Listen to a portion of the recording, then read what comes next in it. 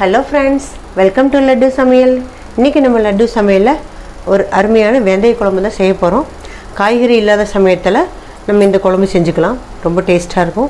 நான் அது எப்படி செய்யறதுன்னு சொல்கிறேன். அதுக்கு முதல்ல சின்ன ஒரு கடாய் வச்சுருக்கேன். எண்ணெய் ஊற்றாமல் அதில் 1 டீஸ்பூன் அளவுக்கு வெந்தயம், 1 டீஸ்பூன் ஜீரகம், ஒரு 4-5 மிளகு, 1 டீஸ்பூன் அரிசி, இது 3ஐயும் ட்ரை ரோஸ்ட் பண்ணி எடுத்துக்கலாம். இதை நம்ம பொடி அரைச்சி சேர்த்த போகிறோம். ட்ரை ரோஸ்ட் பண்ணி எடுத்துக்கலாம். இது கூடவே ஒரு 4-5 கருவேப்பிலை, அதையும் சேர்த்து நல்லா ரோஸ்ட் பண்ணிக்கலாம். கருவேப்பிலை, அரிசி எல்லாம் நல்லா பொரியட்டும்.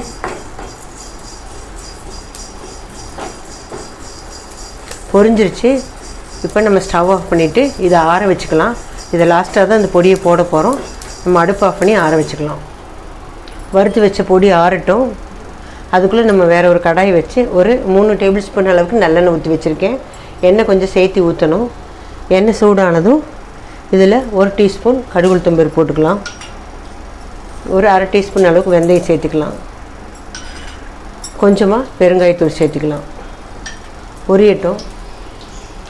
கடுகு நல்லா பொரிஞ்சது. அதில் ஒரு 15 சின்ன வெங்காயம் 15 பூண்டு சேர்த்துக்கலாம். அதோட 1 கப் சின்ன வெங்காயம். சின்னதாக இருந்தால் முழுசாகவே போட்டுக்கலாம், பெருசாக இருந்தால் கட் பண்ணி போட்டுக்கோங்க. நான் முழுசாகவே போட்டிருக்கேன். இது ஒரு 200 கிராம் அளவுக்கு இருக்கும். நல்லா வதக்கிக்கலாம். கூடவே கொஞ்சமாக கருவேப்பிலை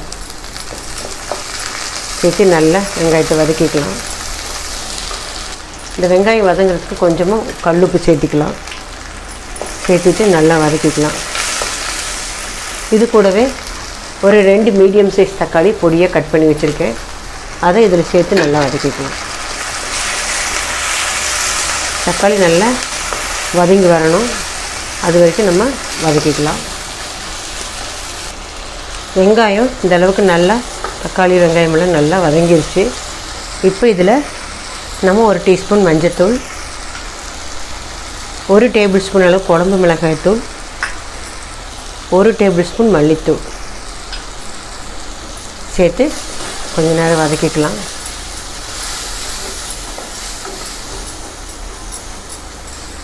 இதோட ஒரு சின்ன எலுமிச்சை பழ சைஸ் புளியை கரைச்சி வச்சுருக்கேன். அதை இதில் வடிகட்டி ஊற்றிக்கலாம். அதோட இன்னும் கொஞ்சம் தண்ணி ஆட் பண்ணிக்கலாம். புளிக்கரைசல் தண்ணியோட இந்த குழம்புக்கு தேவையான அளவு உப்பு இன்னும் கொஞ்சம் போட்டுக்கலாம். போட்டு நல்லா கலந்து விட்டுக்கலாம். இப்போ தேவையான அளவுக்கு தண்ணி ஊற்றிட்டேன்.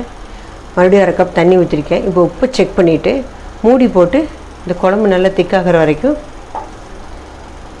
நம்ம கொதிக்க வச்சுக்கலாம். ஒரு 10 to 12 நிமிஷம் கொதிக்கட்டும். இப்போ நம்ம மூடி போட்டு இதை கொதிக்க வச்சுக்கலாம். குழம்பு ஒரு 10 நிமிஷம் கொதிச்சிருச்சு. திறந்து பார்க்கலாம். இந்தளவுக்கு ட்ரை ஆகிடுச்சு. இப்போ நம்ம வறுத்து வச்சுருந்த பொடியை அரைச்சி எடுத்துகிட்டு வந்துட்டேன். அதை இதில் சேர்த்துக்கலாம். பொடியை சேர்த்து நல்லா ஒரு தடவை மிக்ஸ் பண்ணி விட்டுக்கலாம். இந்த பொடி தான் இந்த குழம்புக்கு டேஸ்ட் கொடுக்கும். அரிசி வறுத்து அரைச்சி போட்டுக்கிறதுனால குழம்பு நல்லா திக்காயிரும். தேங்காய் வேணும்னா நீங்கள் தேங்காய் அரைச்சி கொஞ்சமாக சேர்த்திக்கலாம். நல்லா புளிப்பாக வேணும், தேங்காய் வேண்டாம், புளிப்பு டேஸ்ட் போயிடும்னு நினைக்கிறவங்க தேங்காய் ஆட் பண்ண வேண்டாம். அது உங்கள் ஆப்ஷன் தான். நான் தேங்காய் இன்றைக்கி ஊற்றலை. பொடி போட்டதுக்கப்புறம் ஒரு 5 நிமிஷம் கொதிச்சோன்னா இறக்கிட்டோம்னா நம்முடைய அருமையான வெந்தய குழம்பு ரெடி ஆகிடும். மறுபடியும் மூடி போட்டு வேக வச்சுக்கலாம். பொடி போட்டு ஒரு 5 நிமிஷம் ஆயிடுச்சு. திறந்து பார்க்கலாம். பாருங்கள், நம்ம எவ்வளோ தண்ணி ஊற்றணும் அத்தனையும் சுண்டி நல்லா குழம்பு திக்காகிடுச்சு. நம்ம ஊற்றின எண்ணெயெல்லாம் சைடில் பிரிஞ்சு வர ஆரம்பிச்சிருச்சு. அவ்வளோதான், நம்மளுடைய குழம்பு ரெடி ஆகிடுச்சு. லாஸ்ட்டாக கொஞ்சம் பச்சை கருவேப்பிலை சேர்த்து கலந்து விட்டு இறக்கிட்டோம்னா நம்முடைய சுவையான வெந்தய குழம்பு ரெடி ஆகிடுச்சு. சூடான சாதத்தில் போட்டு சாப்பிடும்போது அவ்வளோ டேஸ்ட்டாக இருக்கும். காய்கறி இல்லாதப்போ இதை செஞ்சு பாருங்கள். நீங்களும் இதை ட்ரை பண்ணி பார்த்துட்டு பிடிச்சிருந்தால் லைக் பண்ணுங்கள், ஷேர் பண்ணுங்கள், கமெண்ட் பண்ணுங்கள். என்னோடய சேனலை சப்ஸ்கிரைப் பண்ணுங்கள். மறக்காமல் பெல் ஐக்கானையும் கிளிக் பண்ணுங்கள். தேங்க்ஸ் ஃபார் வாட்சிங். சொல்ல மறந்துட்டேன். லாஸ்ட்டாக 1 டீஸ்பூன் அளவுக்கு நாட்டு சர்க்கரை இல்லைன்னா ஒரு சின்ன துண்டு வெல்லம் சேர்த்திக்கோங்க. உங்களுக்கு இது ஆப்ஷன் தான். உங்களுக்கு வேணாம் புளிப்பு டேஸ்ட்டு நான் இருக்கட்டும்னா விட்டுடலாம். நான் சேர்த்துருக்கேன். சேர்த்து ஒரு தடவை மிக்ஸ் பண்ணி விட்டுக்கலாம்.